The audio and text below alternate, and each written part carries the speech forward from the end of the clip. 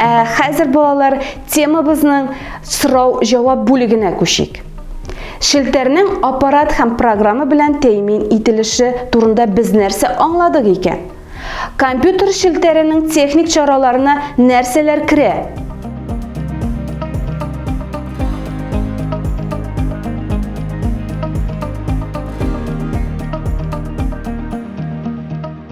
Җавап. Компьютер шелтеренең техник чараларына хост компьютер, абонентларның персональ компьютерлары, элемтә линиялары, модемнар керә. Яхшы, нәрсә ул модем? Ул ни өчен кирәк?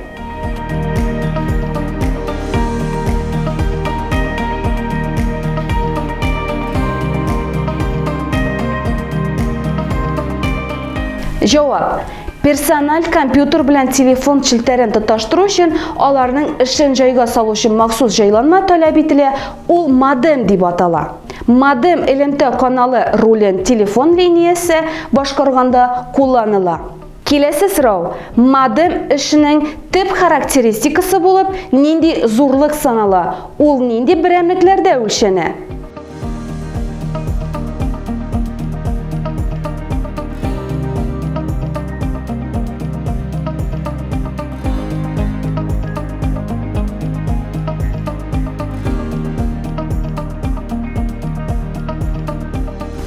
Җавап. Модемның төп характеристикасы булып мәгълүматны кабул итү, тапшыру тизлеге санала һәм ул бит секундларда үлчәнә.